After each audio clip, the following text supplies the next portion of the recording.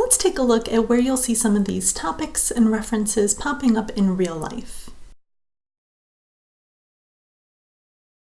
So censorship plays a really central role in this episode, specifically what should be censored and when should it be censored. And this is honestly a really complicated issue that a lot of Americans struggle with. On its face, it seems really easy to say that all censorship is bad. People have freedom of speech. But what about speech that endangers other people? Just into CNN, Facebook is purging several high-profile names from its platforms. Among them, Nation of Islam leader Louis Farrakhan, right-wing conspiracy theorist Alex Jones, as well as his media outlet InfoWars. They're being banned for spreading, quote, dangerous ideology. Now, these people promoted dangerous conspiracy theories, so them losing their platforms is a good thing. However, for the people who believe in these conspiracy theories, they see this as an attack on their basic freedoms. Now, you've probably heard a lot about anti-vaxxers or people who don't believe in vaccines. Take a look at this clip of a news story about social media and the anti-vaccine conspiracy. This idea, and the problem is the anti-vax idea, ideas can be viruses too. And this is an idea that is contagious and can literally physically harm people. And so things need to be done to stop it. And so what the platforms are trying to do, they're trying to address things without getting into the free speech problem. They want to try to do things from the margins. Facebook says they've taken steps, knows it has more. Google has systems in place for sort of prioritizing. Facebook says they're going to kind of lower how much it shows it. And Twitter says they want to make sure that there's a balance of information. People can get both pro-vax and anti-vax information, I guess. So even when faced with public health concerns, social media companies might still hesitate to act. And it's all because of the principle of free speech. And honestly, that makes a lot of sense. The whole concept of free speech is really central to what makes America America. Now, that's not to say that censorship doesn't happen in America. It happens all the time. But as soon as you mix censorship with anything that can be seen as political or a religious belief, that's when the situation gets really dangerous. So like I said, censorship in the US is a really complicated issue, and it's just getting more and more complicated with social media. So on to a cheerier subject, super violent cartoons.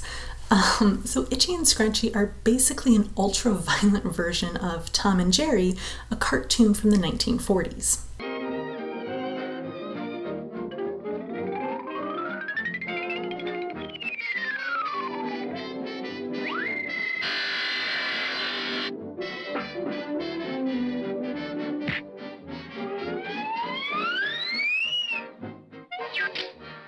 Now, Tom and Jerry would fight and chase each other, and there was violence in the cartoon, but it's nothing like in the Itchy and Scratchy show.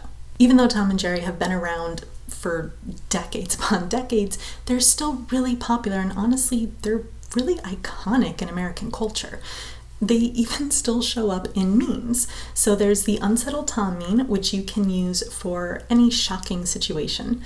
And then there's the Sneaky Tom meme.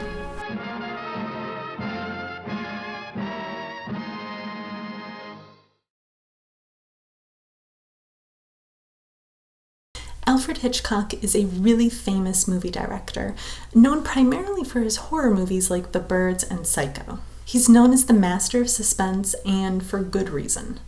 His movies rely on more innate human emotions like paranoia instead of jump scares.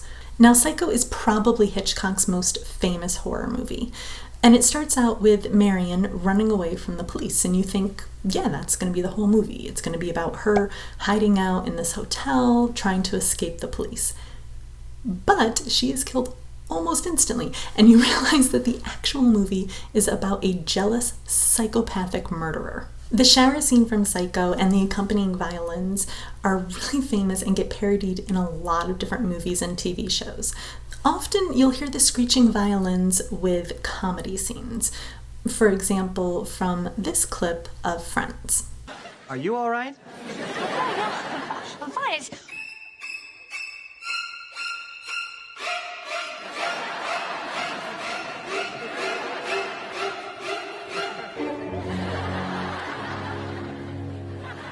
The violins also show up in Finding Nemo. Get Just calm down, Nemo.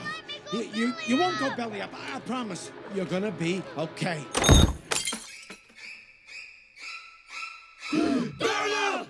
And just to circle back to the idea of censorship, and this is something that I just found out this week, in the Psycho murder shower scene, that's the first time a toilet is shown on screen in a big American movie ever.